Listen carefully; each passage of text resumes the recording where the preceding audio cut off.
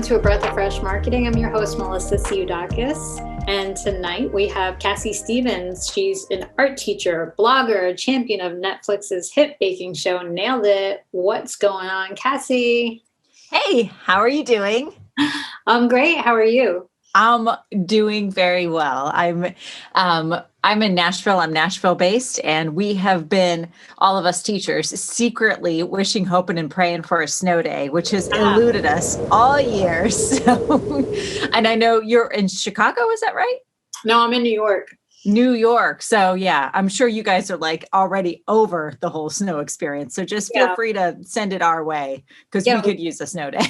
Yeah, tons of snow here. I'm more than happy to send it your way. Our towing guy has been at our house 3 times in the last 6 days. So our snow shoveling guy. No. Yeah. So it's been interesting. Wow. We've snowed in all the time. So. And apparently we're supposed to get 6 weeks of winter, so more winter. Yes, that's what I heard. Yep. Yeah. Groundhog saw his shadow or didn't see it. I don't know. Whatever it is, we have more winter coming. I never know what it means when he does see it or if, all I know is we got more coming, supposedly. If he sees his shadow, does it mean more snow? I think so, because you would think, well, the sun is out. That means it's warm in springtime, but it's actually the opposite of what you think. At least that's how I tell myself. Yeah, I always try to come up with ways to remember things. It's like same thing. I'm like, well, if I think of a word that's similar to it, it will help me remember the difference between the two. It's like right wing and left wing. Yes. But it always ends up confusing me. I need to take notes or put it in my notes app on my phone because I'm always like, now, wait, what was my thinking about that again? Well, thank you so much for joining us. Why don't you tell us a little bit about yourself? Sure. Well, like I said, I don't technically live in Nashville. I live just south of Nashville, in case we have any friends from Tennessee that are listening or familiar with the area. I live in a small town about 15 minutes south of Nashville called Franklin, and that's where I teach also. I'm originally from Indiana, but I have been living in the Nashville area and teaching here for 23 years. This is my 23-year teaching kindergarten through 4th grade art. So wow.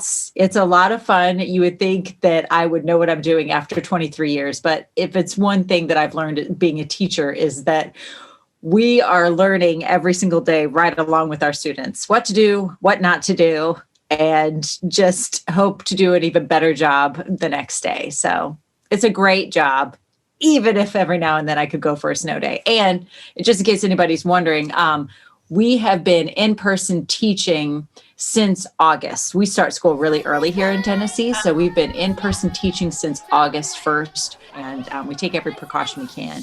But that being said, we've been creating and haven't stopped creating since August. Nice, very nice. Well, you're known for your colorful creations, and I see you're dressed beautifully, bright colored. Thank you. Not very. Wait, I like that. Can you stand up? Because I saw something cool going on. Yeah, it's a dress of artwork.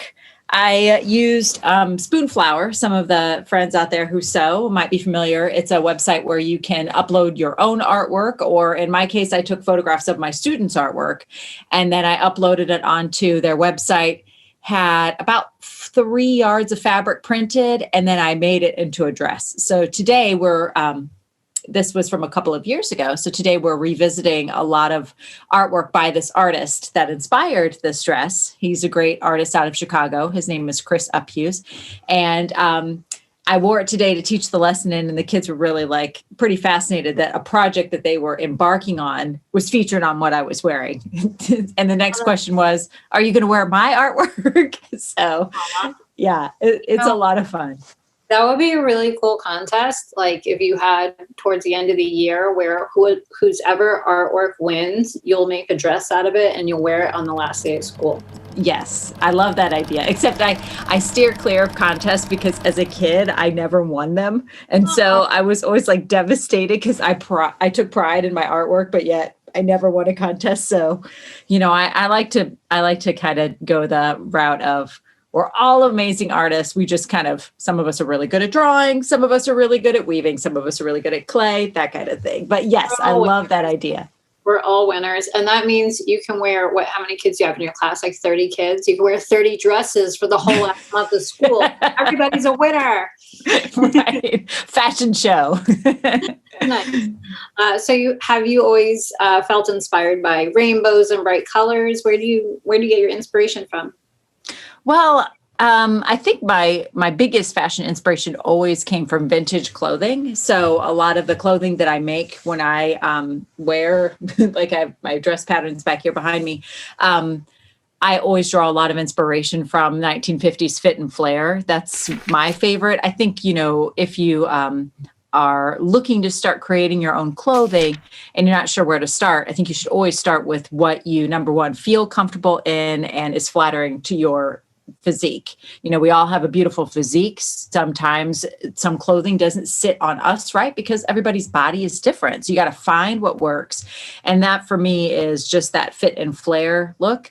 And so once I kind of honed in on that, I just started sewing a lot of dresses based on that. And I noticed that my students really respond well to bright colors, rainbows, and all that jazz. I'm a big Lisa Frank fan.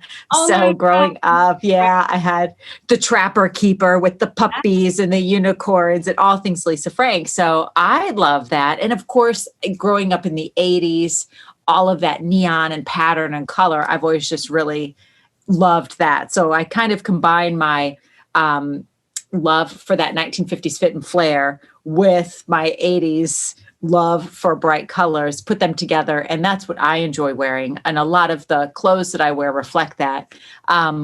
One of the things that I first embarked on when I was teaching myself how to sew, which I didn't learn how to do until I was in my 30s, was creating dresses that helped me introduce artists to my students. So I have a Campbell's soup can dress when I'm talking about Andy Warhol. I have a Starry Night dress when we're learning about Van Gogh, Frida Kahlo. And so it's just a lot of fun for me because it gets me excited to teach in something that I've made. And when you're excited about something, then that enthusiasm and that excitement, it's contagious. And kids, they respond really well to when you're an excited and passionate teacher because they respond in kind. So it just kind of grew out of that, I guess, my love for fashion and where it kind of came from, and hence the rainbows. Yes, the rainbows. Well, you totally took me back. I was thinking of when I started school, and when you mentioned Lisa Frank, I was just thinking about my sticker collection. And I also had the Trapper Keepers, and you and I are probably close in age. And I remember when I got my school supplies for the first day of school and getting that Trapper Keeper for the first time, it had a distinct smell to it, like that smell of vinyl. Yeah. And I remember just smelling it. It reminded me of like first day at school, and everything's new and scary, and you're nervous, and you're checking with your friends to see if they're in your class and all that fun stuff. And it just took me way back. And I actually started as a teacher in my career. Really? What were you teaching? English. Uh-huh. Were you a high school, middle school? Yeah. Mm-hmm. So yeah, and then I ended up taking a turn into marketing, and everything changed. But yeah, you totally brought me back. So that was really cool. And how did you get started with education as your career? Well, since you mentioned that you were an English teacher, a high school English teacher, my aunt was my high school English teacher, both my senior year. So that's kind of a cool connection. But I've never, with that in mind, knowing that I had teachers in my family, because multiple family members are teachers, I never really saw myself going down the teaching path. When I went to college, like so many of us, I just had no idea what I was going to get my degree in. I knew what I was passionate about, which was creating. And I knew that I particularly enjoyed painting, especially once I took an oil painting class in college. It's like when you discover something that you really enjoy for the first time, it's pretty cool. And that was my experience when I took my painting class. I can still remember walking into that studio and smelling the turpentine and smelling the oil paint and seeing all the canvases and all the easel set up. And the professor had a coffee pot going, and that's what led to my addiction to coffee. But and I just thought, this is home to me. This is where I belong. This is where I want to be, and I never want to leave. So I decided to pursue getting a painting degree, which I was very excited about. It was a 2-year experience of just having your own studio and spending a lot of time painting. I was super stoked about it. My parents, who were paying for my college education, were not nearly as stoked, because they were like, what exactly does one do with a painting degree? And my plan was just to hole up in my mom's basement and make paintings for the rest of my life and show them in galleries.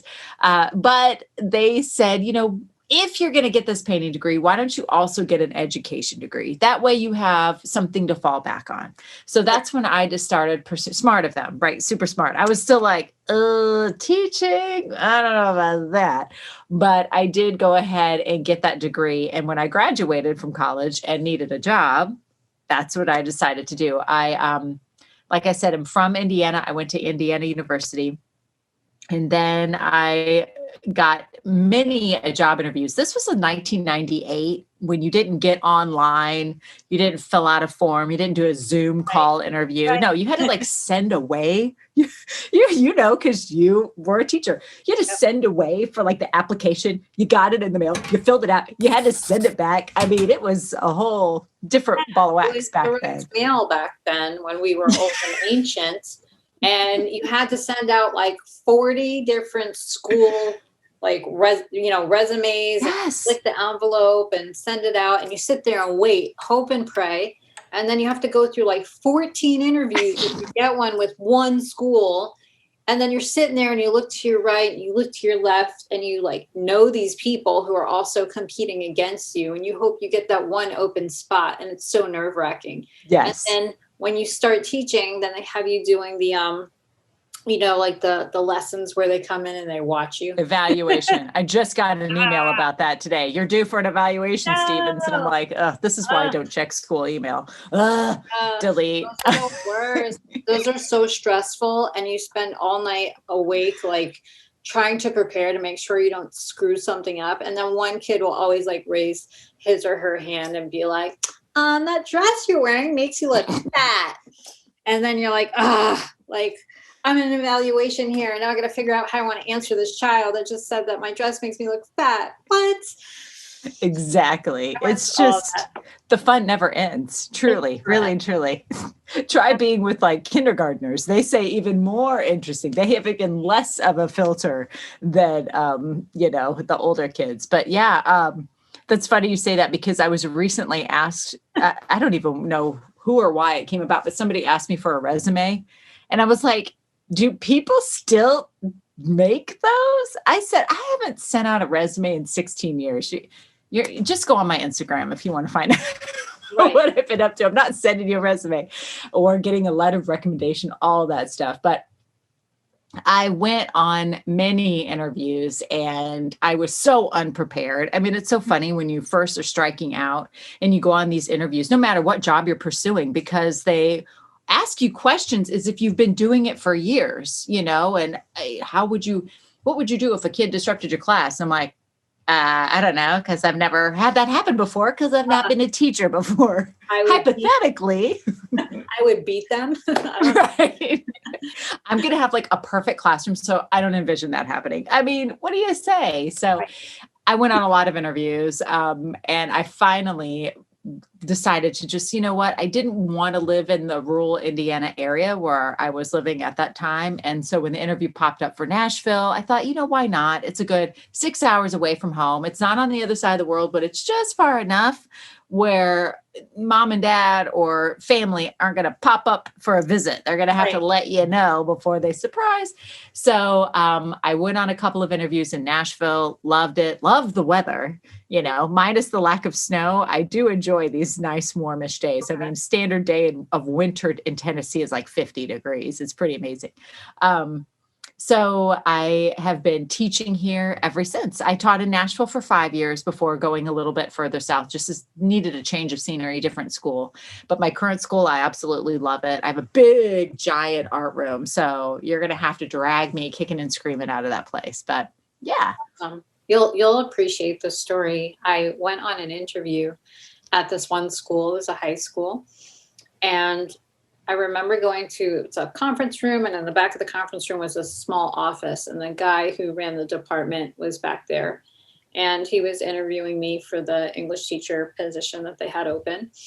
And he's sitting there, and he's like leaning back in his chair, and he's eating a big hero, and there's like food dripping down his chin onto his chest, and he had like little bits and pieces of the sandwich, the lettuce, tomato, like all little pieces like on his chest, and he's eating it. He finishes eating. I'm talking through his questions, and I'm giving answers, and then he puts down the rest of the sandwich, and he's sitting there, and he folds his hands, and he puts them on his chest, and he's leaning back in the chair, and he's leaning back, and I'm still talking, and I'm answering his questions, and all of a sudden he falls asleep.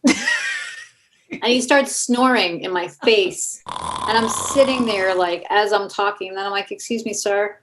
Excuse me, sir. Sir. And he's snoring in my face. And I'm like, are you sleeping? Like, are you actually sleeping on my interview? Like, how rude can one be? And he ended up hiring me, and I worked there. And it was so insane because I think it was one of those things where he almost maybe felt guilty about how the interview went. Probably. The job.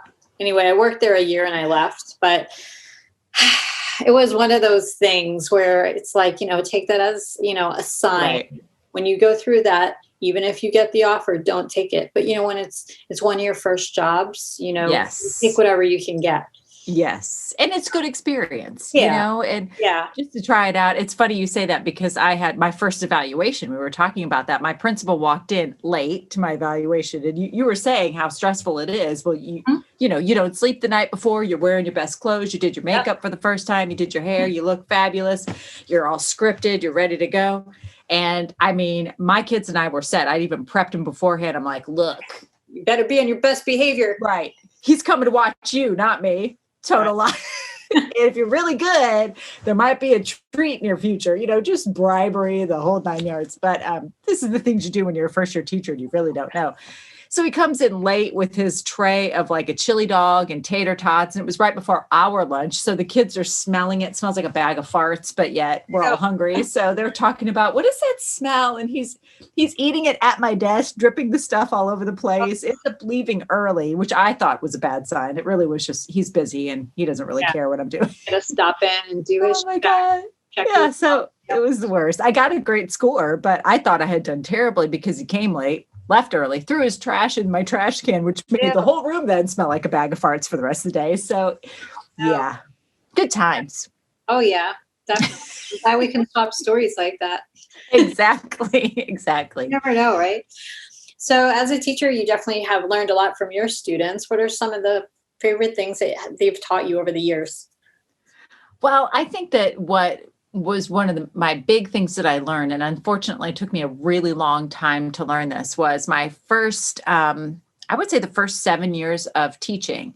Like I said, didn't really go into teaching to become a teacher. But once I was hired, I thought I really need to figure out how to teach art because I really don't want to let these kids down. I really want to do the best that I can. So in my mind, to be the best teacher that I could be for them, I had to dedicate all of my time to kind of honing my craft, so to speak. So I read every book I could on teaching. I spent all my time making visuals and doing lesson plans. And it didn't make me a better teacher by any means. It kind of made me a bitter teacher. It made me a burnt out teacher. And one of the things that the kids would sometimes ask me was, if we're talking about artists, what kind of art do you make, Mrs. Stephens? What do you like to do? And at that point in time, I wasn't doing anything but focusing on teaching them. And so I would say, well, I don't make anything. I used to paint. I used to be an artist, but now I'm a teacher. And what I learned from them, because I would see the disappointment on their face, like, oh, well, that's lame. We love creating. Why don't you create? What I learned from them was that I needed to be creating as well. And once I stopped kind of forcing myself to spend all of my time on teaching and really set aside some time to create, no matter what. Because at first I was really beating myself up that I wasn't painting again and that I wasn't doing quote unquote real art. But when I kind of let that notion go and just thought, what do I feel like doing today? I feel like doing a little embroidery. I haven't done that since I was in elementary school. I would do that for a while, or I'm going to learn how to sew, but I don't know where to start. So I'm going to start with something simple like an apron. And what that taught me was that as a creative person, and by creative, I don't mean that you sew or you paint, but you're just somebody who expresses yourself and has an outlet, like maybe gardening or baking. Creative people have to be creating. And when you don't, you start to feel funky because you're feeling what I call a little bit of a creative deficiency. Creative people have to be taking their creative vitamins, just like with any vitamins. If you're not taking it, you feel a deficiency. If we're not creating, then we feel that kind of weird, something's not right, what's off. And that's what I learned from them, was that I have to be creating in order to be a well-balanced teacher for them. Are my lessons as perfect and scripted like they used to be? No way. But am I a happier teacher for it? Definitely. And I just think that a happy teacher is much better off than a scripted teacher, because like I mentioned before, enthusiasm and happiness, all of that's contagious. So making sure that you take good care of yourself is what I learned from them, helps me to be better of a teacher for them. Nice. Yeah. I remember I always loved all my art teachers. They're just the coolest people. We're a different breed. Yeah, for sure. But I love art. I'm one of those artsy people, and I like to paint too and draw, and just, and all different mediums, pastels, even just lead. Lead's pretty cool. I like lead. Yeah, you know what I'm talking about then. So yeah. If you don't get a chance to do it, you start to feel a little bit of like something's off. Yeah. No, that's awesome. So why do you think it's important for kids to have art in their daily lives? I didn't have art when I was in elementary school. I didn't have my first art class until I was probably in, I guess, eighth grade was when I had my first art class in school. And I wasn't like a real academic kind of kid. I struggled with reading. I struggled with math. But when I was in elementary school, whenever I had a teacher who would bring art into a lesson, I kind of thrived. So whereas I never really felt much success, I wasn't the good reader in the class, I wasn't the math kid in the class, but at least I had an opportunity to shine whenever a teacher could rope me in with that hook of art. So that to me speaks volumes, because when you are a teacher and you're trying to be a reacher as well, you want to make sure you have some sort of hook to grab all of those kids. And I think that some of my students who struggle in other subjects, at least they have a subject where they can come to my room and feel success and feel like they're now on a level playing field, and they have a place to shine, so to speak. Cool. That's like reach your teacher. Made me think of that when you were saying that. So recently you've become well known for your blog that you created, which has all kinds of projects and crafts that kids can do at home, which is pretty cool. What motivated you to create this type of platform for kids and parents? Well, I started blogging back in 2012. So I've been at it for a little while. And honestly, the main reason I started it was because of that feeling like I wasn't, like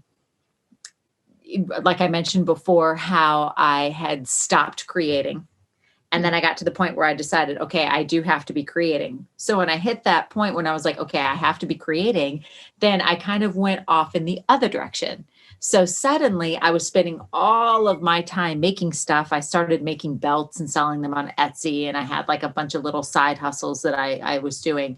What happened then was my lessons started to slide. I wasn't doing as good of a job as I felt like I should be doing in the classroom. It was like the scales had been tipped. And I realized, okay, I have to find some sort of balance between the two, between creating and teaching. And in my mind, I thought, if I can find a way to kind of make myself be accountable, to hold my feet to the fire, then maybe I would be able to balance everything. So in 2012, I thought I'm going to start blogging, and I'm going to blog 3 times a week. And once a week, I'm going to blog something that I am creating. So a DIY, anything. I thought it can be anything. It doesn't even have to be finished by the end of the week, just as long as I am making sure I'm creating and I have something I can blog about. And then I wanted to also have a blog post once a week of a lesson, something that I was excited to teach. Didn't have to be all of my lessons, but just one that I thought I'd want to be able to put out there and share. And then my third blog post I wanted to have once a week was a what the art teacher wore. This was back in the day when, the outfit of the day was just coming on the scene, and it was a big blogging kind of thing. And I thought, I want to do that. I, want to share my love of fashion. So that's kind of how it started, as a way to kind of hold myself accountable. What happened was I was able to reach and connect with so many other educators and art teachers out there that it kind of became a really cool way for me to share and to gain so much from the art teacher community and the creative community. So that's kind of how that all started. Not until probably about 3 or 5 years down the line did I start creating video content. And that was just another way for me to kind of get information out there, instead of like taking photos and writing it out. You remember the process steps that people used to do in blogging, where it'd be a slew of photos. And then first you do this, then you do that. Then we all realized it's way easier if I just record it and show you. So I started doing that, and I would share the videos that I create for my students. I oftentimes will, whenever I'm making something, I'll record it just so I can share, like a pair of unicorn earrings that I just made. Somebody out there might want to make those. And it's fun for me to share that with people in case anybody's interested.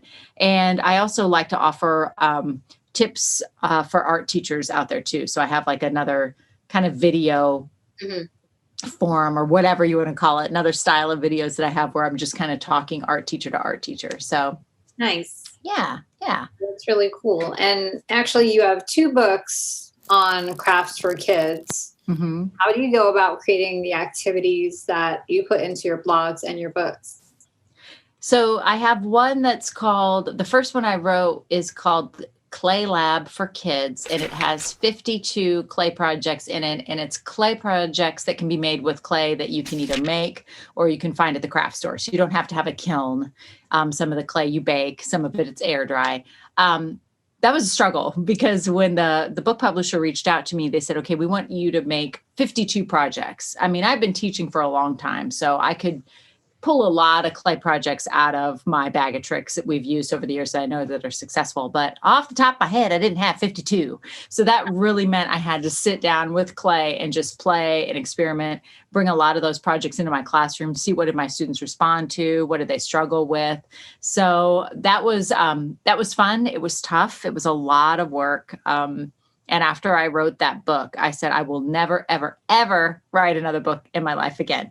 And then a year later, I wrote Stitch and String Lab for Kids. Never say never. I know. I'm not good at keeping promises, even to myself. And that book has close to 52 fiber arts projects. Now, love clay. I really like teaching. Fiber arts is easily my favorite thing to teach kids, because it's what brought me to love of art, like weaving, sewing, fiber arts. In that book, it's like 47 projects. That's like weaving projects, sewing, needle felting, embroidery. In fact, it's what a lot of my 3rd and 4th graders are doing in my classroom right now. I have open art for recess, so they can come during their recess time. I've already taught them how to weave and sew, so they'll be working on pillows and weaving pouches. And it's pretty cool to see that, giving them a little bit of knowledge, and then they're just off and running with it and the things that they want to spend their recess time creating. So those are the 2 books that I've written, and I just finished another book. It's called Art Teacher in 101. And I am meeting with the printer this Friday to just go over it one final time, to take a look at it, because this time I'm self-publishing. Okay. So it's all on me this time it's making my hands sweat just talk about it. Because, when you're working with a publisher, you write it, you take your photos, you send it away, and then they send it back to you in this beautiful packaged, it's done book. And this time it's all on me. And I'm like, I'm not good at making decisions. I'm a procrastinator. So it's been a real journey working with myself on this. It's taken like 2 years. Are you a Virgo? No, I'm a Pisces. My mom's a Virgo, but I'm a Pisces. So I'm a creative. I'm creative, but I'm slow. Are you January or February? February? March. Oh, you're March. Okay. Mm-hmm. So your birthday's coming up. Yes. Yes. Because Virgos are known for procrastination. That's why. I could see that. Like I said, my mom's a Virgo, and we were talking today, and it was one thing after another that I should probably do this and I should probably do that, which is probably where I get it from. So yeah. So how do you think being at home has impacted people wanting to do more crafts and DIY projects? Well, I just think it's just the curiosity, I know a lot of my students are on TikTok a lot, unfortunately, but a lot of them follow crafters on TikTok. So they'll come into my room and say, hey, I saw painting on glass on TikTok. Can we do it during recess art? I'll be like, that's fine. We'll try it out. So I think a lot of people at home are just curious. And, I've always wanted to learn how to do X, and now I have time to do it. And so I think people are kind of branching out and trying new things. And I absolutely love it. How exciting. Yes. I wish I could say that I had spent my time that way. I was actually doing a lot of videos during that time because I would do daily art live classes. So, and I think that was another thing. There were so many people out there putting content out there that really piqued a lot of people's curiosity about creating, which is awesome. Yeah, for sure. And what kind of advice would you give parents who are attempting to do these DIY projects with their kids at home? Well, I would say the first thing that I would tell parents to do is never say, I'm not an artist.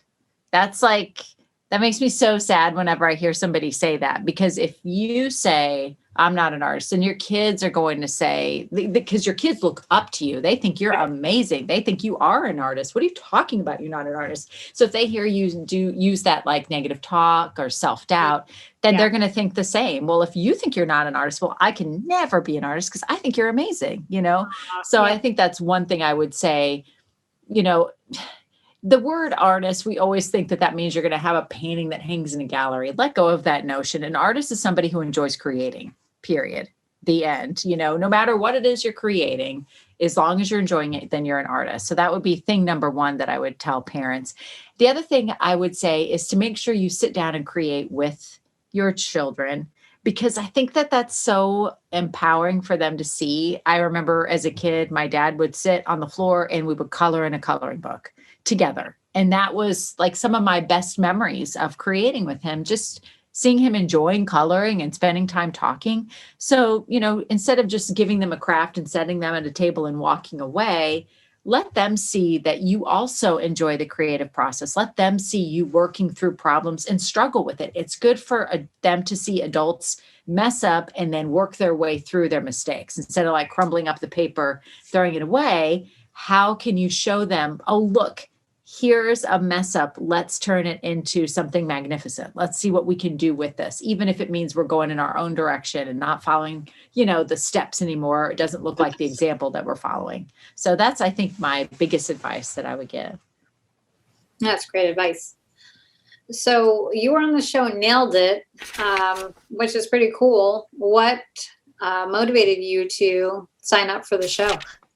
Well, they reached out to me. So I think that because I had put out I have so many YouTube videos out there. By the way, if parents are interested, tons of videos out there for projects with kids, but they must have seen a couple. So I got an email and it said Netflix show in the subject line. And of course you see that, you're like, wait, what? So I was really excited until I read the email and it was like, hey, we're wondering if you'd like to be on our baking show. And I thought, no, I don't bake. I'm terrible at baking. Oh, no. And it's a timed show. And I thought I don't work well under pressure. All of the things were like, no.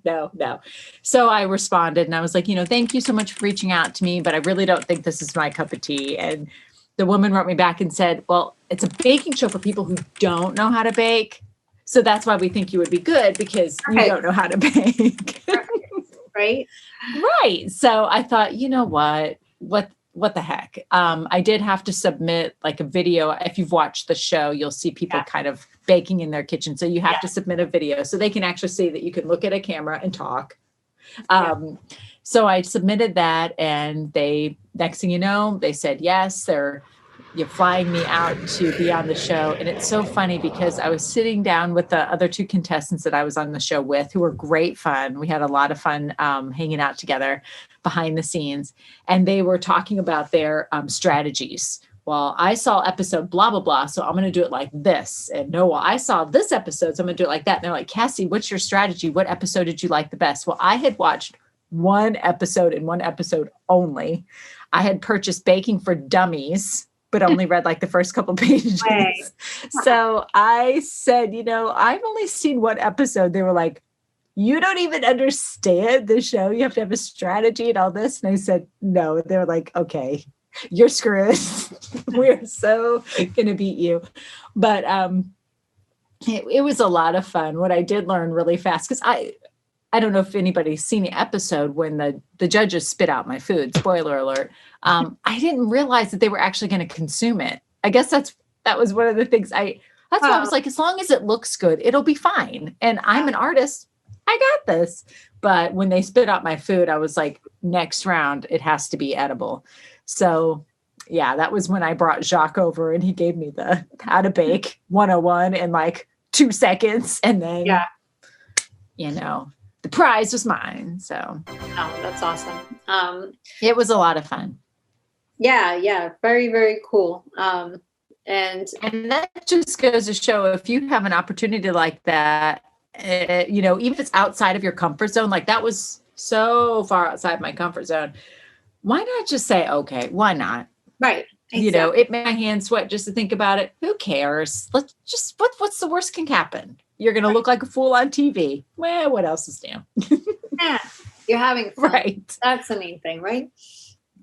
So what was most nerve-wracking about trying to recreate those recipes? Well, first of all, they don't give you the complete recipe. Yes. So that's thing number one. That is pretty nerve-wracking.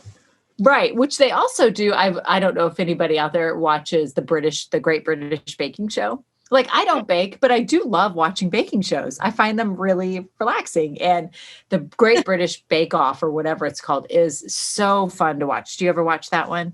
Yeah, it's pretty cool. And I also like Chopped. I'm a big fan. So I like any type of cooking shows where it's like competitive, and it helps me learn how to do things at home in my own kitchen. Right. Yeah. And what they were saying on the British Baking Show is that sometimes they struggle because they don't have a complete recipe. Right. So that's, I think, where they get you, is that. But that and the timed thing. Like I said, I don't do well under pressure, and that big clock that's ticking, and there is no, hey, can we like press the pause button because I got to run to the restroom? No, there is no stopping. It's like for real. It's like clicking down, and time just flies by. Were there any deleted scenes that you wish they included, or no? I don't think so. It's been a while. I think that was maybe now 2 years ago that I was out there. The thing is that we did the recording, and it wasn't until a year later that the show aired. So I couldn't even talk about it for a year, and I have a big mouth. That's a long time. Yeah. So what was going through your mind when they announced that you won? Yeah, I couldn't believe it. It was so funny because I even started I was just shocked, and I started walking forward or whatever, somebody was going to hug me or something. And all the guys, but the people behind the scenes were like, stop walking, stay on the X. I was like, what is happening? This is amazing. Like I'm Miss America or something, but I don't know. I was pretty surprised. I mean, I knew that I was definitely going to beat the guy who failed to bake a cake. So he just slathered icing on a Rice Krispie treat. I knew I had him beat, but the other gal, she was pretty amazing. So I was shocked, but very, very excited. Very cool. That's always exciting. What was the response you got from your students after they saw the show? Oh, they still talk about it. Yeah. Like at least once a week. I have a friend made me the gold hat that they wear. I didn't actually earn that in the show, but a friend of mine made me one. So I have that in my classroom, and I have a little trophy in my classroom. So they'll ask me about it every now and then. And whenever a new student comes to my school, that's the first thing they tell them. She's on Netflix. Like, I'm on the whole network on all the shows, but they ask me a lot of questions about it, and it's fun to talk about with them. I like And that. a lot of times I'll tell them, I don't bake and I was really nervous, but I did it anyway. So just goes to show you should just plug your nose and jump in. Yeah, just try, just do it and just see what happens. You just never know, when you put your mind to something, what can happen. And you probably weren't thinking you were going to win the show. No. Right? You're It's a baking just show. Get my food out. There's no way I'm winning the show. Right. Yes. But yeah, very cool. So how has the show changed the way you approach your blog and your other creations? I don't know that it's changed it so much. I just kind of, I guess, maybe approach things a little bit more like, what's the worst that can happen? If anything's come of that, I'm a little bit more free with why not take more chances, that kind of thing. It's funny because I sew. So people assume that I know how to sew. I mean, technically, yes, I can turn on a sewing machine and follow a pattern, but all the time people are like, oh my gosh, you should go on Project Runway, which is hilarious, because if they had like a nailed it version of Project Runway, then yes, I could make that like a sewing show for people who don't really know how to sew. Then I would be all about that. But those people, like, they really know how to sew and drape fabric and all that. But it always cracks me up when people say that. I'm always like, yeah, I would go on and be the first one eliminated that everybody forgets about, because they're like, oh, that was the crazy one who sewed her finger to her dress or something. So, ouch. But don't think I would be that brave to try that out. But it's definitely made me a little bit more daring, I guess, in trying things and saying yes to things that I wouldn't normally feel comfortable saying yes to. Yeah, it's really opened your mind to other opportunities. So that's cool. So what other plans are you kicking up for the future? Let's see.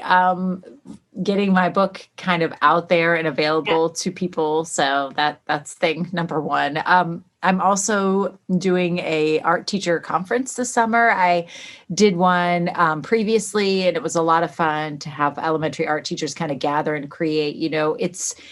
As an elementary art teacher, I'm the only art teacher in my building, and that's the same with a lot of other art teachers. And we usually stand out like a sore thumb.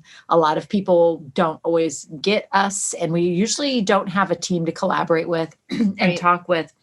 So a lot of us suffer from what I call lonely island syndrome. We're the only person in our building. So having a conference where we can all kind of gather together and sit and create, it really means a lot. And I love hosting that. I love having craft nights anyway. This is just on a much bigger scale. So we did one last summer and it was great. It was a ton of fun. And so I'm really excited to do that again this summer.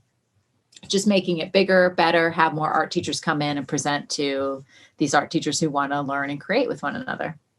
Yeah. And you know what? I kind of remember that back in the day. There was always just one art teacher, and like they were to themselves in the sense that they were the only art teacher, and you had all the English teachers and all the Spanish teachers, all the math teachers and social studies and science teachers all gathering, but there's always only one art teacher. So there you are on Lonely Art Teacher Island wearing your cool dresses and stuff.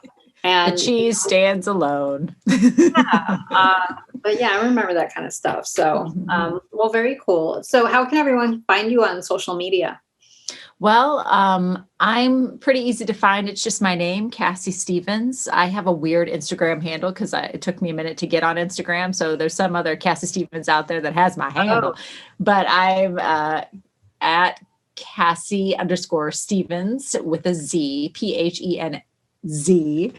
And you can find me on YouTube with my name and so many videos there, especially for those parents out there who need art projects or want to or homeschooling or whatever. I have a topic on just about anything in my blog as well. Basically, if you just Google my name, I'll pop up.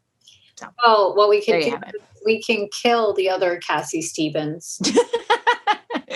So that way, there you go. Now there will be There you go. privacy. It's just you and only you. That's right. No weird Z at the end. Yeah, It's like, right. it's like, why is there that Z? Oh, well. Exactly. Well, But yeah. And my books, can be found wherever books are sold. amazing. No. Well, Cassie Yeah. Stephens, it's been a pleasure having you on the show. Thank you so much. It was a lot of fun. Thanks for having me. I love that you continue to teach our children of today and teach them really cool art techniques and get their minds flowing with creative ideas, because that's what our children need, especially during these times today. So thank you so much for that. Keep doing what you're doing. And yeah, I wish you the best and stay well. And thank you for being a guest on the show today. My pleasure. Thank you for having me. I appreciate it. All right. Thank you. And thank you everyone for tuning in to A Breath of Fresh Marketing. I'm your host, Melissa Psihudakis. Be well and take care.